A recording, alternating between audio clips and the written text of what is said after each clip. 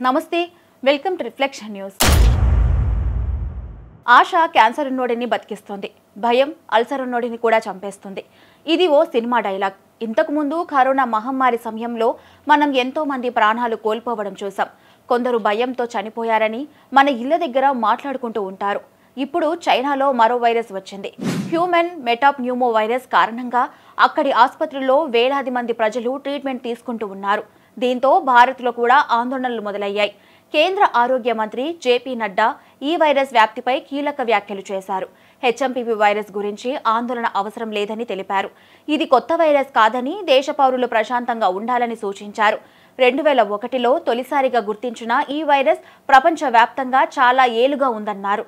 Virus గురించి social మీడియాలో పెరుగుతున్న భయాలు, చర్చలపై ప్రభుత్వం కూడా దృష్టి పెట్టిందని, ప్రజారోగ్యాన్ని కాపాడటానికి అవసరమైన చర్యలను అమలు చేస్తున్నట్లు తెలిపారు.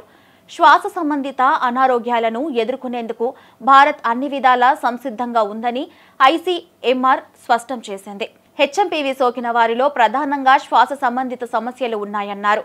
అందుబాటులో ఉన్న డేటా మేరకు భయాందోళనలు కలిగించే స్థాయిలో పరిస్థితులేమీ లేవని ఐసీఎంఆర్ వెల్లడించింది. హెచ్ఎంపీవీ వైరస్ వ్యాప్తి నేపథ్యంలో కేంద్ర ఆరోగ్య మంత్రిత్వ శాఖ అన్ని వైపుల నుంచి పరిస్థితులను నిశితంగా గమనిస్తుందని అధికారులు స్పష్టం చేశారు. హెచ్ఎంపీవీ వైరస్ పై ఆంధ్రప్రదేశ్ ముఖ్యమంత్రి చంద్రబాబు వైద్య శాఖ అధికారులతో టెలికాన్ఫరెన్స్ నిర్వహించారు. ఏపీలో ఎలాంటి అనుమానిత కేసులు నమోదు కాలేదని అధికారులు సీఎంకు తెలిపారు. వైద్య ఆరోగ్య శాఖ పూర్తి అప్రమత్తంగా ఉండాలని, అవసరమైన ముందస్తు జాగ్రత్త చర్యలు తీసుకోవాలని ఏపీ సీఎం అధికారులను ఆదేశించారు. రాష్ట్రానికి వచ్చి వెళ్లే వారిపై దృష్టి పెట్టాలని, అనుమానముంటే పూర్తిస్థాయి పరీక్షలు నిర్వహించాలని అధికారులకు సూచించారు.